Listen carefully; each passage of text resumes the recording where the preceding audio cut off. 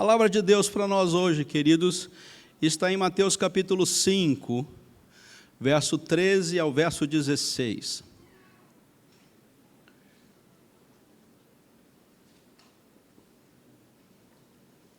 Mateus capítulo de número 5, verso 13 até o verso 16.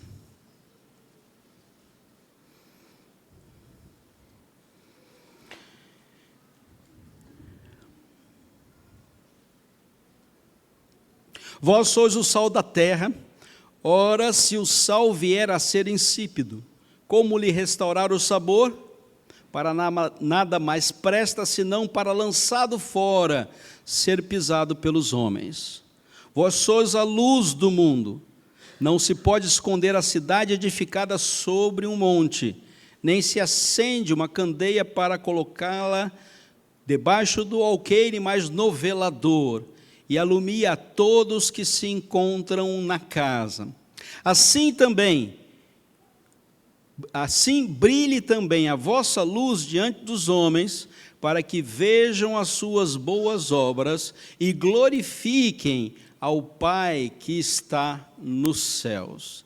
Deus, obrigado pela Tua palavra, instrumento na mão do Teu Santo Espírito, para nos dar uma caminhada segura aqui na terra. Obrigado pela igreja que nos acolhe, pelo grupo de irmãos que temos, Senhor Deus, para viver esta fé a qual estamos firmes, Senhor. E obrigado porque nessa caminhada o Senhor nos dá a Tua palavra, para nós entendermos exatamente aquilo que temos para fazer nesse tempo que o Senhor nos concedeu. Assim fortalece a nossa fé, alarga a nossa visão a respeito do Teu reino, em nome de Jesus Cristo. Amém. Sal e luz para a glória de Deus. Queridos, esse é o grande desafio para todos nós como igreja do Senhor. Fazer exatamente aquilo que Deus espera que nós façamos nesse tempo que Ele nos concedeu aqui na terra. Isso nos é dado como um alvo de felicidade. Fazer a vontade de Deus aqui na terra, exatamente aquilo que Deus espera de nós, é um alvo de felicidade. E Jesus, no seu grande sermão, chamado Sermão do Monte, já nos identifica como cidadãos dos céus, aqueles que vivem a plena felicidade em Cristo Jesus. Todos nós recebemos a Cristo Jesus como Senhor e Salvador nesse tempo que passamos aqui na terra. E a presença de Jesus e do seu Espírito nos concede uma caminhada de felicidade. Só que não é bem aquela caminhada de felicidade que um coração sem Cristo espera. Veja o texto sagrado, um pouquinho antes do texto que lemos, você vai ver que é uma caminhada de felicidade dentro de um universo próprio chamado povo de Deus. E essa felicidade, ela é uma contracultura ao mundo que nós estamos vivendo, ao mundo caído, ao mundo de ódio. Então, com certeza, a sua presença e a minha presença aqui como os cristãos vai confrontar aquilo que é felicidade, aquilo que é alegria no mundo que nós estamos presentes. O texto que antecede a leitura que fazemos, ela diz algo muito importante, você não deve esquecer. No verso de número 12, um verso antes do texto que lemos, ele diz: regozijai-vos e exultai, porque é grande o vosso galardão nos céus. Há algo para nós preparado na eternidade. Por quê? Por que isso? Porque é uma felicidade que é diferente da felicidade proposta pelo mundo que vivemos. Verso de número 11. Feliz sois quando, por minha causa, Jesus, vos injuriarem e vos perseguirem e mentindo disserem todo mal contra vós. E esse é um quesito de felicidade. Para você que é cristão, veio viver vida mansa, você está no mundo errado, meu irmão. Você está pensando errado, você está vivendo errado. Você está nesse mundo para ser injuriado, para ser perseguido, e disserem todo mal contra você. Sabe por quê? Porque você tem a Jesus como Senhor e Salvador da sua vida. Então, se você espera viver esse mundo como vida mansa, tudo tranquilo, tudo em paz, né? Todo mundo te abraçando, todo mundo trazendo você para perto, você está totalmente fora de uma realidade cristã. Porque para vir para o mundo e viver nesse mundo aqui como cristão de Jesus, você será injuriado, você será perseguido e vão falar mal de você. Preste bem atenção para isso, porque isso vai mudar a sua visão de existência. Você vai ter um confronto de realidade. Ninguém vai querer andar com você. Ninguém vai querer fazer negócio com você. Se ele souber que você é cristão, e ele não tiver a perspectiva do Espírito Santo de Deus, ninguém vai te abraçar. Pelo contrário, você será injuriado, você será perseguido e vão falar mal de você. A igreja que é aplaudida pelo mundo não é a igreja do Senhor Jesus Cristo. Ainda que muitos falem da boca para fora que são do Senhor, assim, ainda que muitos digam que estão vivendo dentro do Evangelho, esta não é a verdade. E essa não é a igreja de Jesus. Ela é uma instituição religiosa. São membros de uma instituição religiosa. Mas da igreja não o são. Então, a grande diferença entre aqueles que estão vivendo na felicidade que Jesus Cristo propõe e aqueles que estão vivendo dentro de um mundo caído, adaptado a Ele. E nós temos infinitos discursos no tempo presente que propõem essa igreja doente, essa igreja sem Jesus. Diz Jesus: eis que estou à porta e bato, para uma igreja que não vive como Jesus assim o estipulou. Como que você deve reagir contra o ódio? Você vive no mundo caído. Como é que você, como um cristão verdadeiro, deve reagir diante do ódio que lhe está proposto? E ele vai dizer: você deve ser sal e você deve ser luz. Você, como cristão, deve ser aquele que traz a capacidade de tirar a podridão do mundo do seu coração, ser sal, e você deve ser aquele que tem a capacidade de aquecer, trazer calor e luz vindo do Deus Todo-Poderoso. Esse é um grande desafio para nós.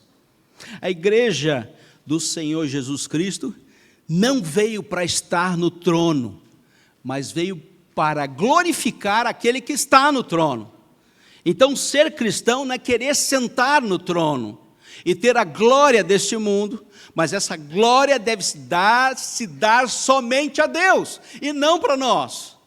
E essa é uma grande dificuldade da igreja que se adapta ao mundo, porque ela acha que ela deve subir ao trono e deixar que Deus sente ao lado. Ela quer assumir o trono da sua existência. E como nós podemos dar significado a esse conhecimento que nós temos de Deus? Nós não usamos o sagrado como ferramenta para manipular, mas nós usamos o sagrado como ferramenta para transformar. Nós não estamos aqui para fazer grandes coisas nesse mundo, irmãos.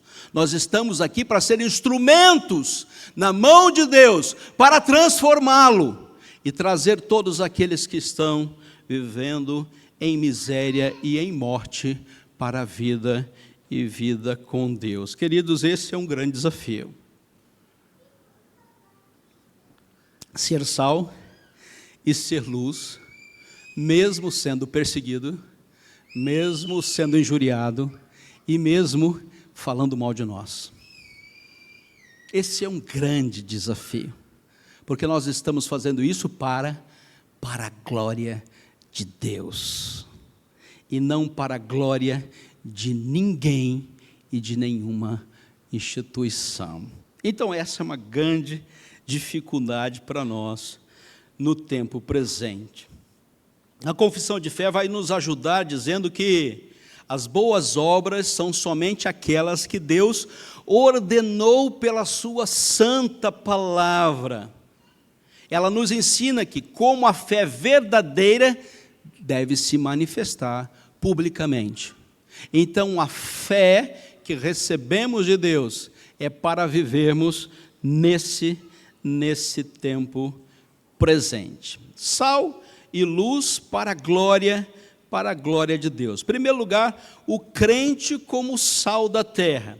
Como é que o sal deve atuar? Verso de número 13.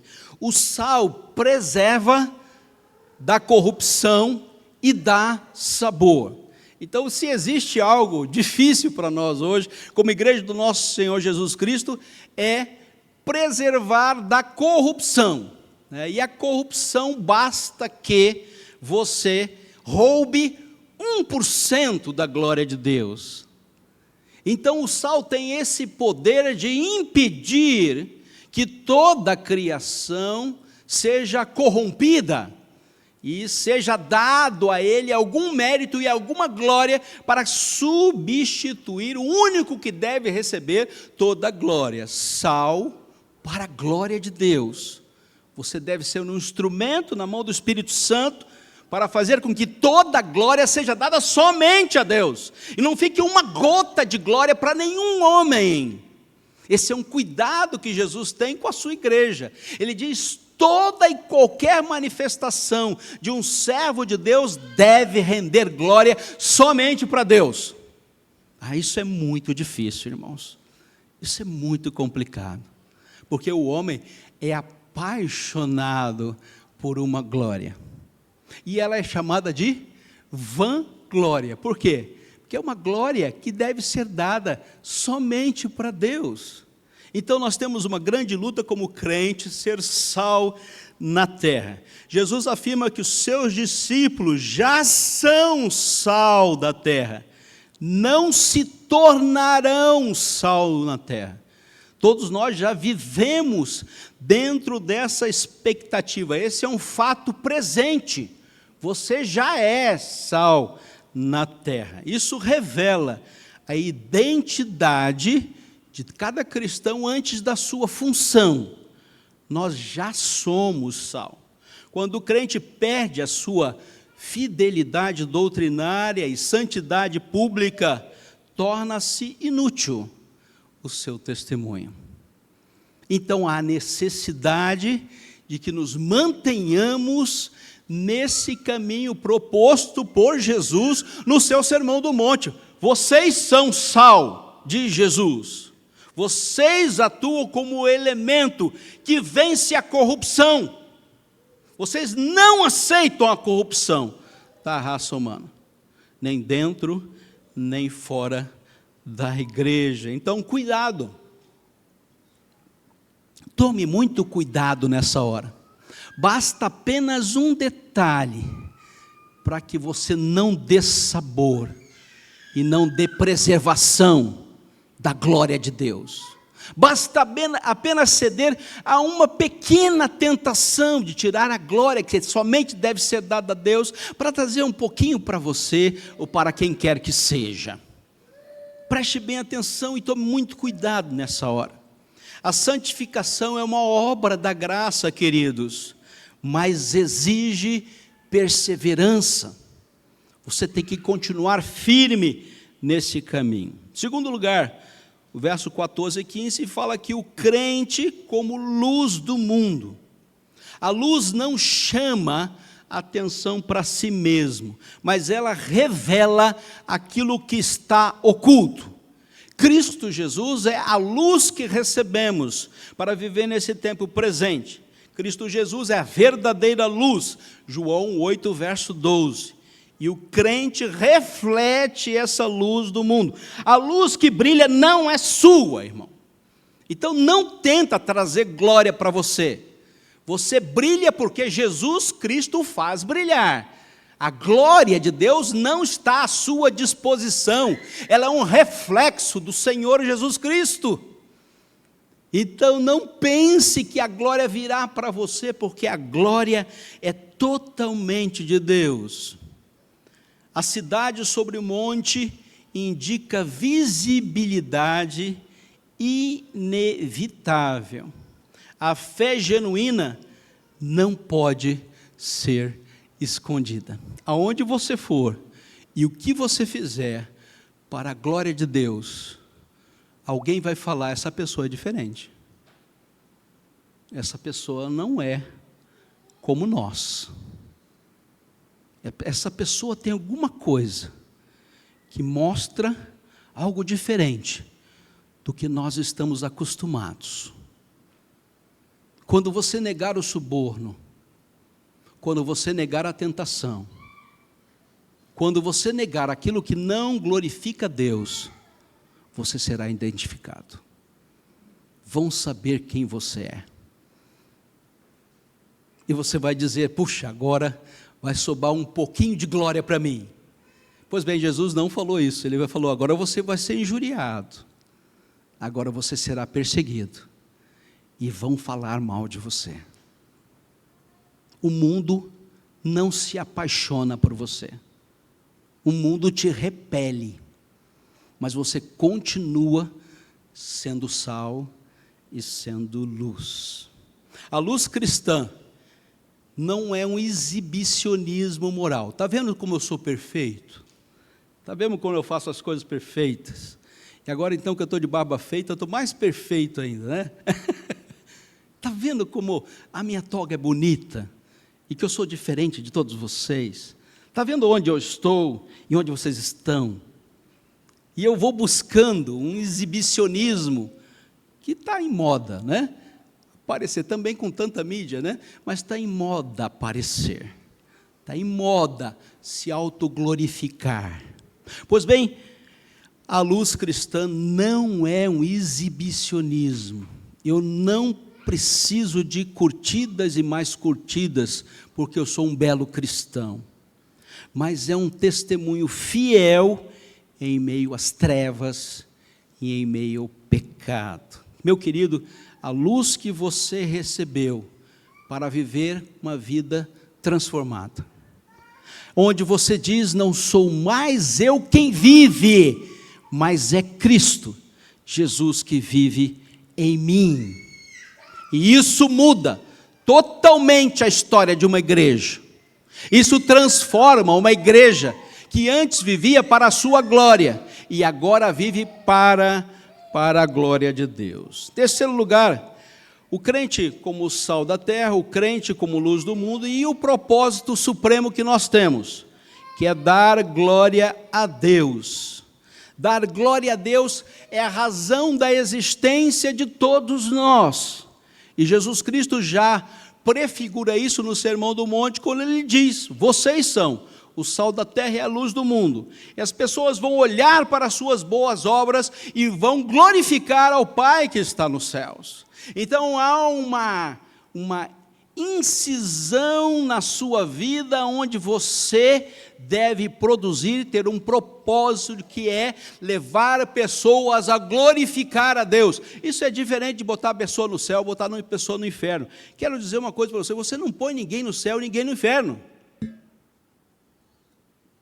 Você só faz com que pessoas reconheçam a glória de Deus nesta terra.